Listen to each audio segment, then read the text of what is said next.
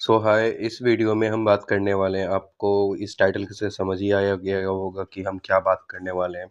हम इसमें बात करने वाले हैं क्लास 9 साइंस के न्यू सिलेबस के बारे में, जो चाहे वो एनसीईआरटी से ही रिलेटेड हो, एनसीईआरटी हो या फिर सीबीएसई हो, दोनों के लिए वैलिड होता है।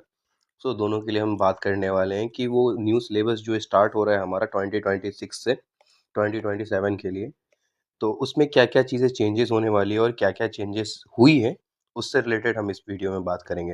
एंड घबराने की बात नहीं है, अगर आप बाद में भी नोट करना चाहते हो, तो नोट कर सकते हो। सबसे बेस्ट ये रहे कि आप साथ में कॉपी और पेन लेकर बैठ जाओ और आप इसको नोट्स करते रहो, ठीक है? जो-जो चीज़ें मैं बता रहा हूँ, जो-जो पॉइंट्स मैं बता रहा हूँ, आप उसको नोट्स करो। नहीं तो आप चाहें तो आप इसको स्किप कर सकते हैं, आप चीज़ों पे फ़ोकस कर सकते हैं। इसका मैं पीडीएफ आपको डिस्क्रिप्शन में दे दूँगा, वहाँ से आप डाउनलोड कर लेना।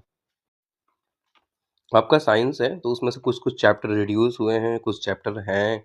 वैसे ही हम देख लेते हैं फिजिक्स, केमिस्ट्री और बायोलॉजी में कौन-कौन से चैप्टर रिड्यूस हुए हैं एंड कौन-कौन से चैप्टर हैं।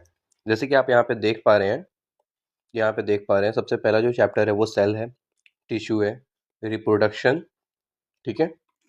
आपको इसमें डाइवर्ट कर दिया है डाइवर्सिटी। तो उसके बाद ये आपके जो भी है ना वो आएँगे बायोलॉजी के हिस्से में। ठीक है, अब हम हर एक को डिटेल में पढ़ेंगे कि कौन-कौन से चैप्टर रिड्यूस हुए हैं, कौन-कौन से चैप्टर्स हैं। तो ये जो 3 भाग हैं ना आपके, ये बायोलॉजी के भाग हैं, ठीक है? ये 4 जो भाग हैं सेल के अंदर टिश्यू, रिप्रोडक्शन डाइवर्सिटी। डाइवर्सिटी एक न्यू चैप्टर जो ऐड हुआ है इसमें आपके, ठीक है? तो आपका जो क्लास 9th है ना, क्लास जो 9th है आपका, उसमें सिलेबस इन्होंने क्या इंक्लूड कर दिया कि आप 10th का भी पढ़ोगे, कुछ चैप्टर्स 10th से भी आएँगे एंड कुछ चैप्टर्स क्लास 11th से भी आएँगे। तो क्लास 10th और क्लास 11 दोनों का मिक्स होगा आपके क्लास 9th में। और जो पहले का जो बायोलॉजी का 3rd चैप्टर था ना, इम्प्रूवमेंट इन फूड रिसोर्सेज, उन्होंने इससे रिप्लेस कर दिया है, इन्होंने कर दिया है रिप्रोडक्शन।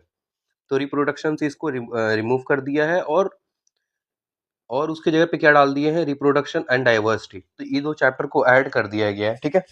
ये हो गया बायोलॉजी के हिस्से में, सबको डिटेल में पढ़ लेते हैं। तो सबसे पहले तो चलते हैं बायोलॉजी के हिस्से पे। अब बायो में हमने उन्होंने क्या-क्या डिवाइड किया, जो नया हमारा सिलेबस है, उसमें क्या-क्या चीज़ें डिवाइड हुई हैं और क्या-क्या चीज़ें ऐड हुई हैं, वो मैं बता देता हूँ। सेल तो आपका वही है, सेल में कोई चेंजेस नहीं हुए, सेल आपका वही का वही है।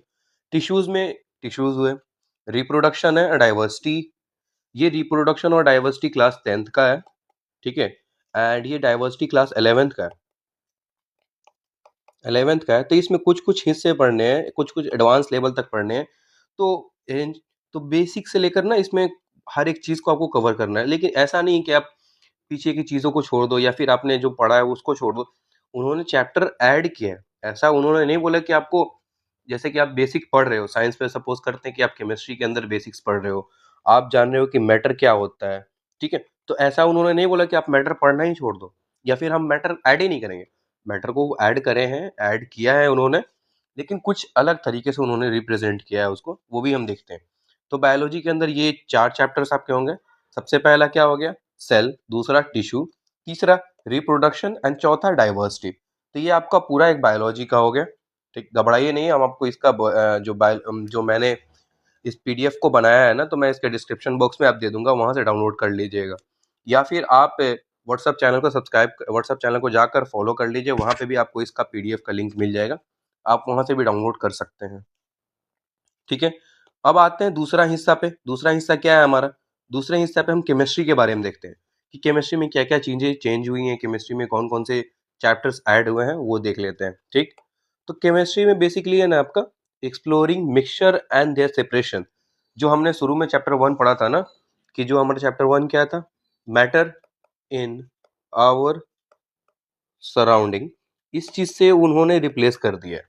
इस चीज़ से उन्होंने क्या कर दिया? उसको रिप्लेस कर दिया कि और इसके बाद जो था ना, pure and impure substances, pure and impure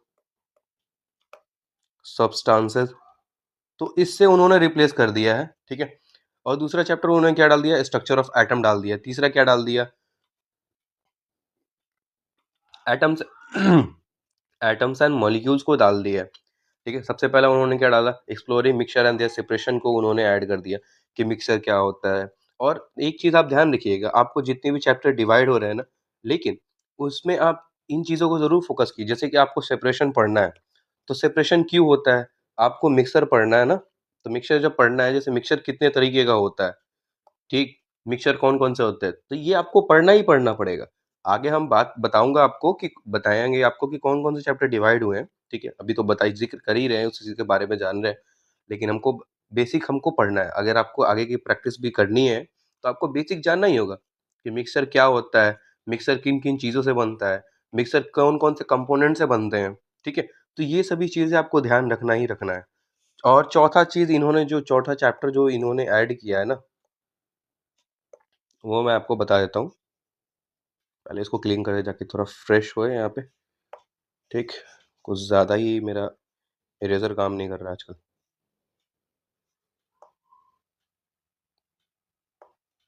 बहुत धीरे काम कर रहा है, क्या बात है? इतना तो आई होप हो जाएगा, ठीक है। चलो अब चलते हैं इस पे। देखो यहाँ पे जो हमारा चौथा जो चैप्टर इन्होंने ऐड किया है ना, earth as a system, energy, matter and life, इन्होंने केमिस्ट्री में ऐड कर दिया। अब ये जो मैटर है ना हमारा, मैटर को इन्होंने चौथे चैप्टर के अंदर डाल दिया, ये एक्स्ट्रा के तौर पे है। तो मान लो ये जो एक्स्ट्रा चैप्टर ऐड हुआ, तो इसमें ही इन्होंने इंक्लूड कर दिया कि आपको मैटर पढ़ना है, एनर्जी पढ़ना है। देखो, हमने हमने पढ़ रखा है कि यूनिवर्स में दो चीजें एग्जिस्ट करती है ना, पूरे यूनिवर्स में दो चीजें एग्जिस्ट कर रही हैं, एक मैटर और दूसरा एनर्जी। तो ये क्लास 11th का कॉन्सेप्ट है। ये जो कॉन्सेप्ट है ना, ये क्लास 11th का कॉन्सेप्ट है। इन्होंने उसको 9th में ऐड कर दिया। तो बेसिकली मैं आपको पहले ही बोला हूँ कि क्लास 9th का जो कॉन्सेप्ट होने वाला है, वो क्लास 10th और 11th का मिक्सर होने वाला है। वैसे ही ये जो एनर्जी है एंड देयर लाइफ है, ये क्लास 11th का जो यूनिट है ना, उसके रिलेटेड है। तो इन्होंने क्या किया है कि क्लास 9th में ही डाल दिया इस चीज को, ताकि बच्चे को एडवांस लेवल पे आदत हो जाए कि उसको क्या-क्या चीज़ें आगे पढ़नी है, आगे क्या-क्या चीज़ें उसको फेस करनी होगी, ठीक है? ये ज़रूरी नहीं है कि आप छोटा ही पढ़ो, मतलब अगर कभी भी आप कोई भी सब्जेक्ट पढ़ रहे होते हो, तो आपको चाहिए कि उसको आप एडवांस लेवल तक पढ़ो।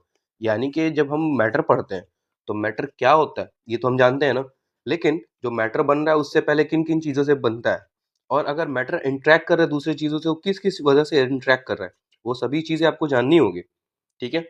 चलते हैं आगे। अब एक हम हर एक चैप्टर का एक्सप्लेनेशन दे रहे हैं यहाँ पे, कि एक चैप्टर में कौन-कौन से यूनिट्स आपको पढ़ने हैं, कौन-कौन से चैप्टर्स के कितने यूनिट्स आ रहे हैं, वो सभी चीज़ें हैं, ठीक है?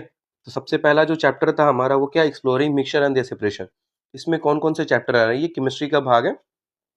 तो इसमें कौन-कौन से चैप्टर है? सेपरेशन के, मिक्सचर एंड सेपरेशन के दौरान आपको पढ़ना है is matter around us pure. इन्होंने हटाया नहीं है, बस उसको तरीका बदल दिया है। अब एक मुझे ये बात बताओ, is matter around us pure, तो आपके पास जो चारों तरफ मैटर है, तो क्या वो प्योर हैं? आप इसके अगर आपको प्योर बताना है, ठीक है? अगर आपको प्योर बताना है, तो आप क्या करोगे?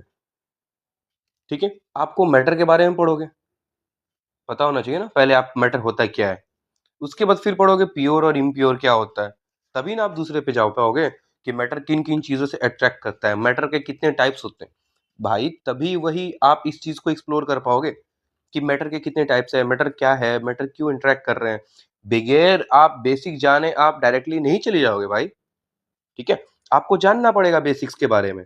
तो ये दूसरी चीज, ये पहला हो गया। दूसरा क्या रहा, exploring mixture and their separation.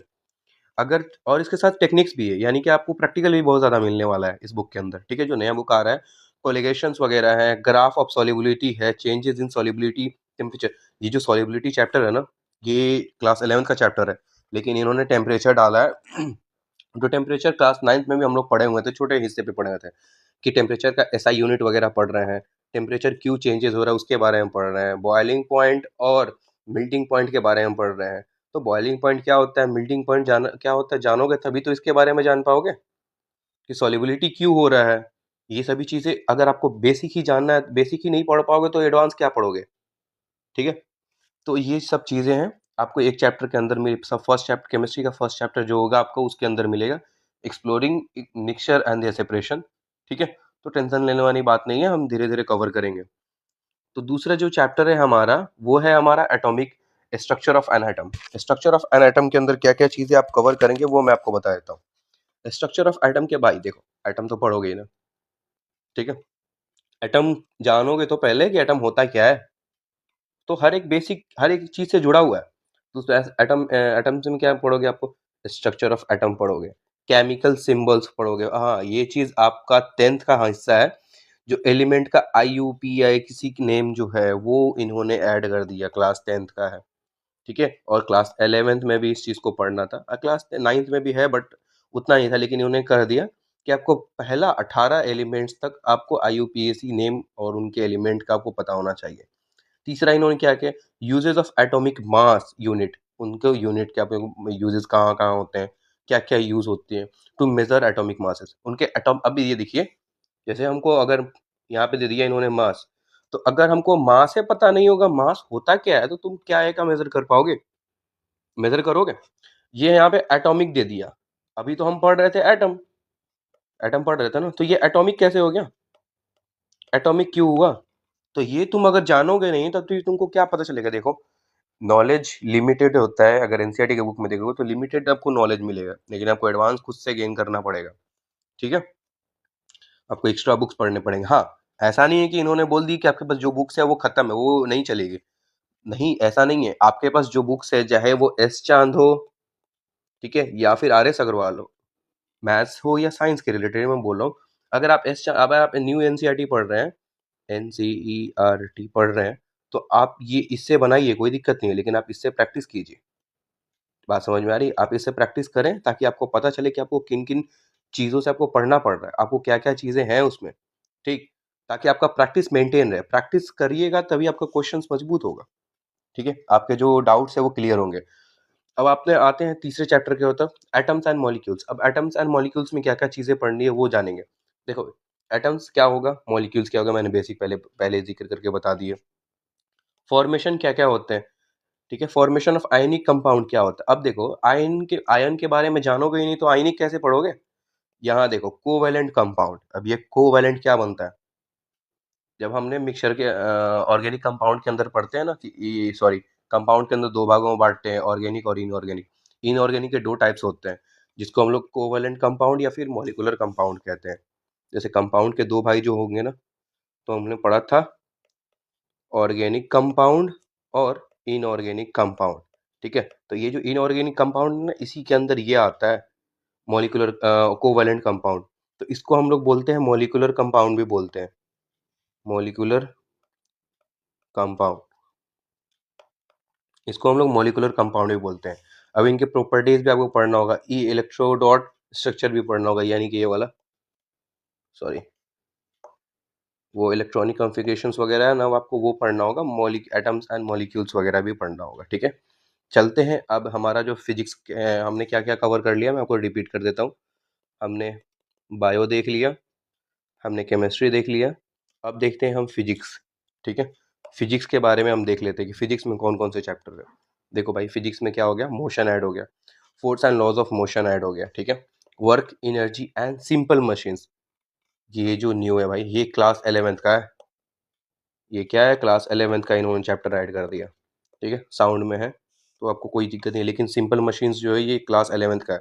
Simple machine में इन्होंने क्या ऐड किया वो मैं आपको बता देता हूँ। सिंपल मशीन में क्या ऐड किया, ये there simple machine and there mechanical advantage, जैसे pulley, inclined plane and lever. Lever मतलब खींचने वाला कोई भी चीज़, पुली का मतलब होता है दो वो ले जाने वाला, आप लिफ्ट ऐसे वाला, ये तो लीवर हो गया, इसको छोड़ो। पुली का मतलब यार जो वो कह सकते हैं ना कि वो तुम लिफ्ट वगैरह देखते हो ना, सीढ़ी वगैरह, लिफ्ट वगैरह, मॉल वगैरह में, तो उस चीज़ को होता है पुली, ठीक है? इंक्लाइंड प्लेन्स हो गए, लीवर हो गया, तो ये सभी चीज़ें डिटेल में आपको पढ़नी है, ओके? मिलते हैं अगली वीडियो में, तब तक के लिए अगर आपको वीडियो पसंद आई हो तो चैनल को सब्सक्राइब जरूर कर लेना, और हिट बेल आइकन ज़रूर दबाएं ताकि न्यू न्यू जो अपडेट्स आते रहे, और जो भी हम चैनल पे नए नए नए नए साइंस के बारे में पढ़ रहे हैं तो कि आपको आसानी से मिल पाए, ओके? मिलते हैं अगले वीडियो में। Thank you for watching.